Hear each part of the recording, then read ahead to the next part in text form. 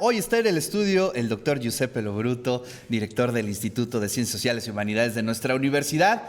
Giuseppe, gracias por venir el día de hoy. ¿Cómo estás? Buenos días. Buen día, Ricardo. De verdad, me siento muy honrado y feliz de estar aquí en el estudio. Pues sí, casi siempre hacemos la columna a través del streaming, pero hoy pues tienes ahí actividades por acá y decidiste darte una vuelta al foro. Así y es. bueno, pues un par de temas importantes para el continente, ¿no? En primera instancia, Bolivia y obviamente la agenda, pues prácticamente está muy presente Cuba, ¿no? Desde meses para aquí, ¿no? Siempre hemos estado prácticamente cada semana tocando el tema de Cuba. Pero pues, ¿qué te parece si empezamos con Bolivia? Cuéntanos un poquito qué es lo que está sucediendo. Bueno, hay un estallido social muy importante. Se pide la renuncia del presidente Rodrigo Paz Pereira. Esto se debe básicamente a, digamos, el desastre económico que se ha agravado en los últimos 6 meses. Con la ley 5.503, Rodrigo Paz ha quitado los subsidios en enero al combustible, haciendo aumentar la gasolina, el diésel a un 85% más, aunque luego hubo un medio acuerdo, pero eso causó bastante conflicto social. Y luego hay otra ley bastante importante para los bolivianos que ha sido aprobada a costa de sangre y de luchas, que es la ley 1321, que evita que se pueda, digamos, crear un estado de emergencia y ejecutar medidas, opresivas en contra de la población. Pero también ha sido acusado también de otra ley, que es la ley, la llaman la bancarización de las tierras, es decir, los campesinos, los bancos pueden prestar dinero a los campesinos, pero pueden quitarles, si no pagan al primer pago, sus tierras, que es fundamental. Además, hay que recordar que los cholos y las cholas, para ellos el comercio es lo fundamental. Claro. Están sindicalizadas, las cholas son las protagonistas también de esta revuelta, de esta protesta. Y me llamaba mucho la atención, varios analistas políticos bolivianos señalan como no va a tener estabilidad el gobierno de Rodrigo Paz. El detalle es que apoyado también económicamente y militarmente por parte de los Estados Unidos y de otros países latinoamericanos que con la excusa de la ayuda humanitaria mandan aviones, donde más que ayuda humanitaria hay otras cosas. Wow, pues qué escenario, el de Bolivia. ¿Y cómo está, digamos, la izquierda en Bolivia? ¿Se reagrupa? ¿Está, digamos, ante un escenario de una posible elección próximamente? ¿Cómo se está reconfigurando la izquierda por ahí? Bueno, hay que entender que la izquierda boliviana es sui generis, es conformada por, digamos, las cooperativas, las grandes organizaciones sindicales. No solamente es la clásica izquierda, digamos, puesta en un partido. Y las anteriores elecciones mostraron cómo la división entre Luis Arce, el anterior presidente, y Evo Morales, recordémonos que el MAS estuvo gobernando más de casi 20 años, pero ahora lo que más llama la atención que no son los partidos tradicionales, sino son las agrupaciones, que son la base de esta comunalidad, de esta fuerza desde abajo, que lo que piden son cosas básicas. Estaba escuchando los datos, hay una caída del PIB del 3%, una inflación interanual del 14.8%, muchísimo para Bolivia. Hay también un déficit fiscal del 12.5%. Digamos, los datos macroeconómicos están al suelo y esto claramente tiene un impacto negativo en la economía, digamos, del día a día. Además, el gas, que ha sido siempre la base de la exportación de Bolivia, digamos, ya para ello ha sido un grave problema. Hay pocos dólares, no hay mucha exportación de gas. Y es una situación grave que no creo que se va a resolver en el corto plazo, pero que su solución debe de tener en cuenta a todas las bases campesinas, indígenas, y sobre todo entender que Bolivia es un estado plurinacional, es un estado muy peculiar, con respecto a otro país que se puede entender también las luchas, las digamos, resistencias y la forma de ver también la sociedad. Claro. Oye, interesante ver cómo en distintas partes del continente digamos, gobiernos de derecha, ¿no? O con estas posturas más radicales en torno a lo neoliberal, están teniendo serias crisis, ¿no? Económicas. Pues me pongo a pensar en Argentina, me pongo a pensar en Chile también. Pero las narrativas están permeando, ¿no? Es decir, por un lado los resultados son muy pobres, ¿no? Pero finalmente las narrativas terminan imponiéndose y están avanzando, que eso es algo interesante como fenómeno, ¿no? Volvemos al tema de siempre, el rol de las redes sociales Claro. y de la comunicación, digamos, no solo en esos países, sino Sí, sí. en el No, en mundo, en todos, América todos, Latina. claro.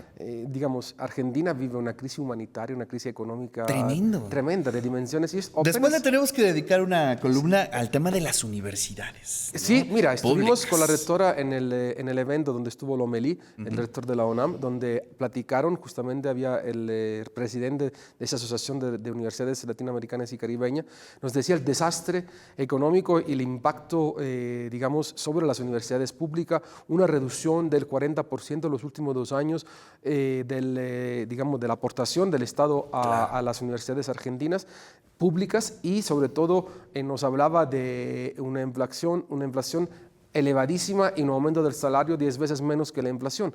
Estamos es un apocalipsis. Me cuesta la verdad, mi trabajo hasta respeto para los entenderlo, profesores, ¿no? colegas argentinos, Sí. que no están de todo, siguen investigando, siguen teniendo un nivel altísimo, pero claramente esto también se están dando la semilla de un nuevo estallido social en Argentina.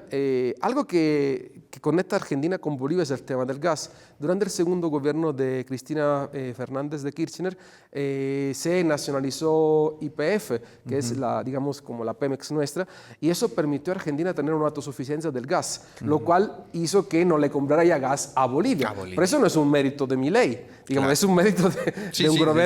gobierno peronista de Cristina Fernández.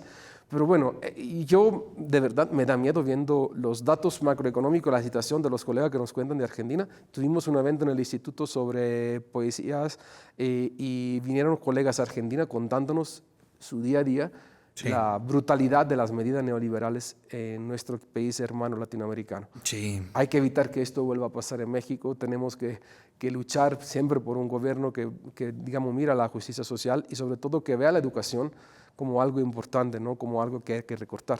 Sí, sí, la verdad, eso es lo que me llama mucho la atención, ¿no? Por un lado, estas políticas, imagínate cortarle el 40% a las universidades públicas, En 2, 3 años.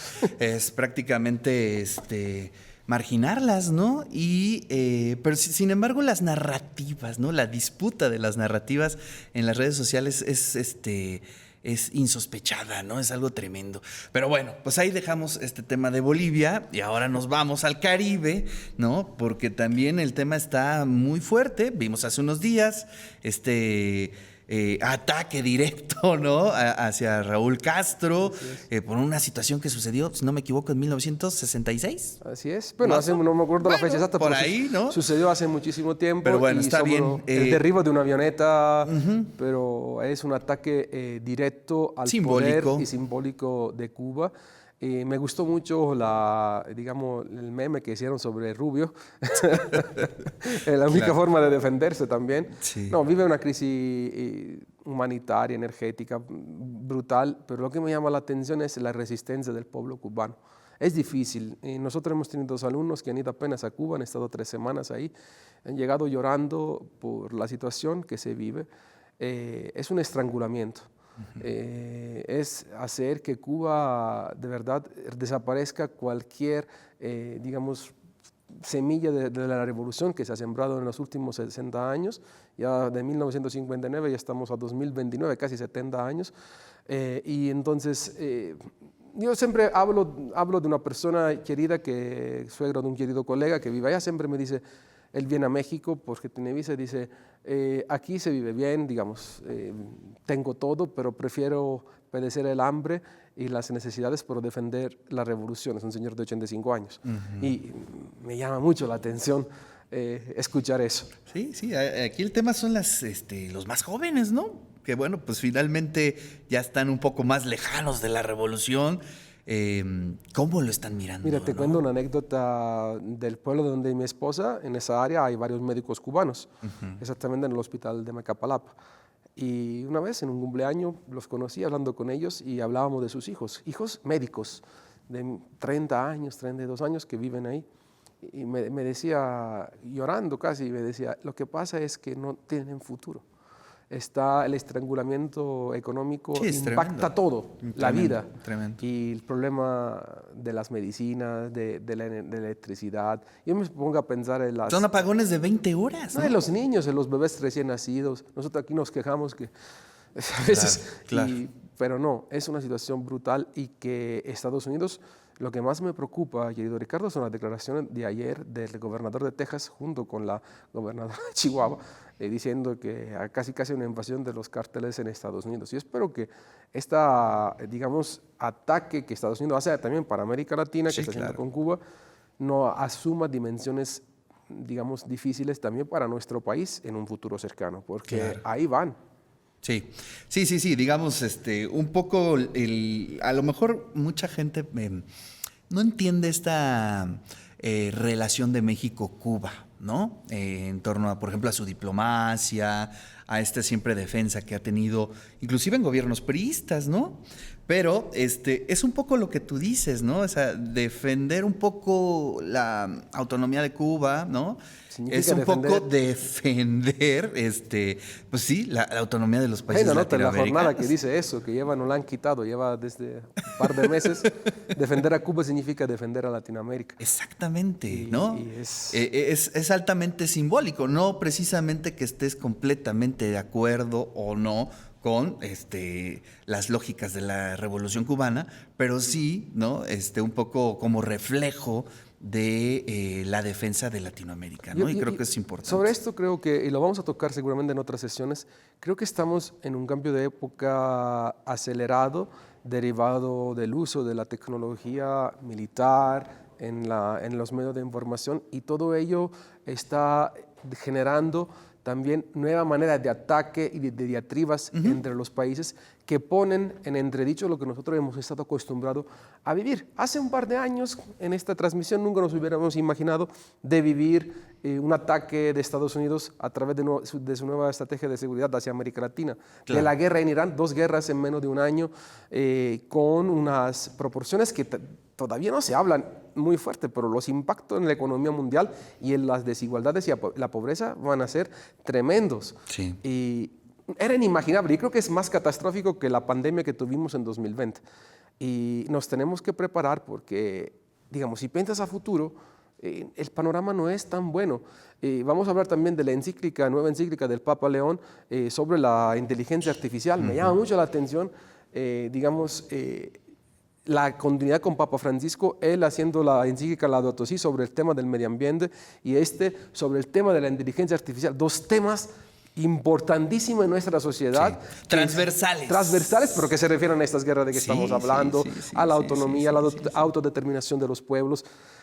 Estamos digamos, yo quisiera que pudiéramos estar aquí muchos años más comentando, pero con más aspectos positivos lo que pasa en el mundo, porque la situación es grave. Grave, pero precisamente por eso es valioso tu punto de vista, Giuseppe, que estés aquí para traer estos temas a la agenda y provocar diálogos, ¿no? Provocarnos preguntas, cuestionamientos.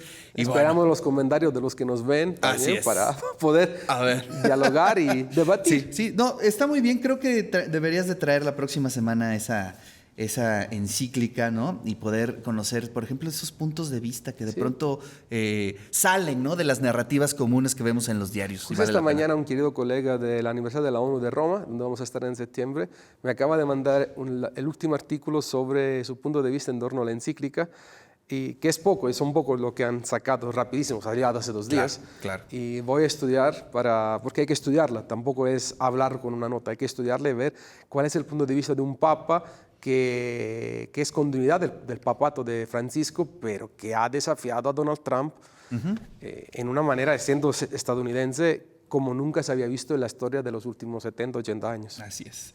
Bueno, pues ahí está ya la tarea para la próxima semana, Giuseppe. A estudiar. Muchísimas gracias, Giuseppe.